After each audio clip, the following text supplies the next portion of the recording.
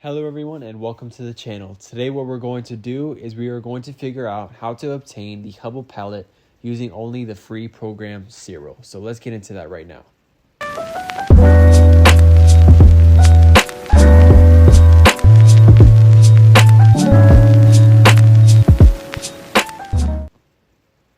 Alright, so as you can see, we already have our files all stacked together. We stacked using the darks and light files from the Dwarf 2 telescope.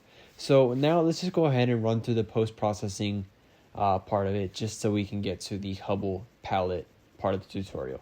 So we're going to switch it to auto stretch, unlink it. We're going to go to our background extraction. We're going to kind of move this up a little bit, generate that, compute the background, even it out, hit apply. We're going to go to our photometric color calibration, NGC 3000. We already have that set. We have our focal length set at 51.7 if 1.50 as a pixel size.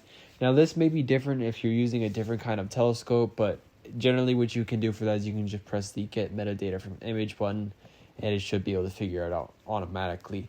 Again, this just as a disclaimer, this tutorial is going to work basically for any kind of telescope you use as long as the camera is an OSC or one-shot color camera.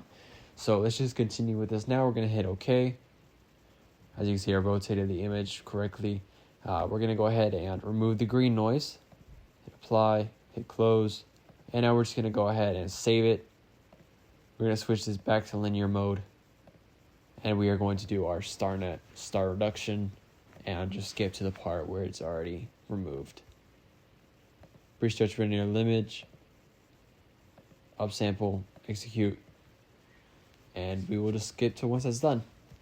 Okay, as you can see, StarNet is now complete, and we have this nice red image right here. What we're going to go ahead and do is we're going to run our hyperbolic stretch again, move this up to 100, set the symmetry point, and kind of drag it around. Personally, I feel like that should be good for an image.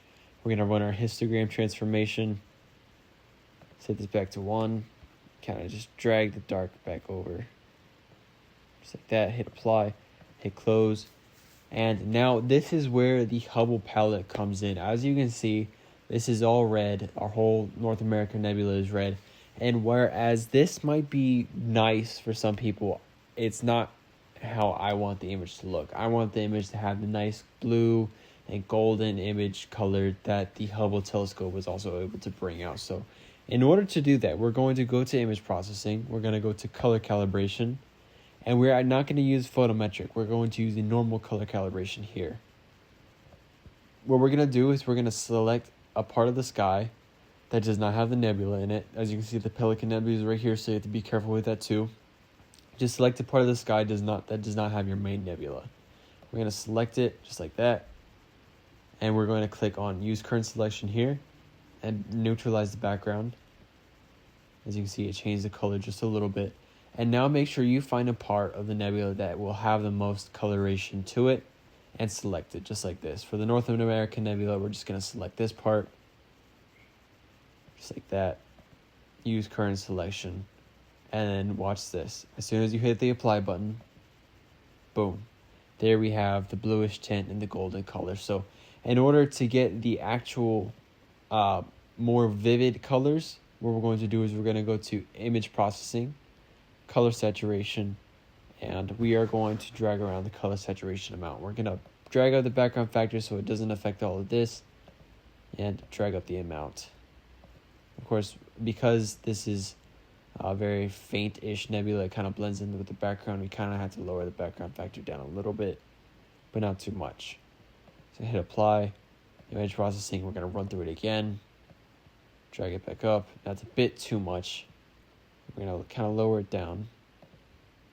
Let's apply that. And we're going to save that.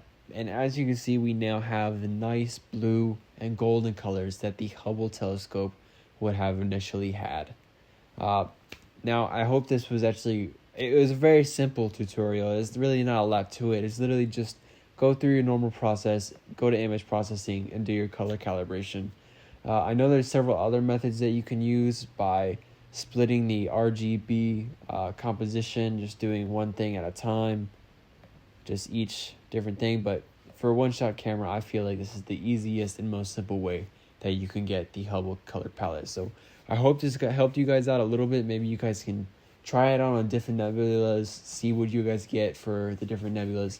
I did the same thing with the Eagle Nebula, and honestly, I feel like it came out beautiful. So you guys just go ahead and give it a try. Just play around with it. Do whatever you want. But hopefully it helped you guys understand a little bit on how to get this nice coloration. So please leave a like and subscribe, and stay tuned for further videos.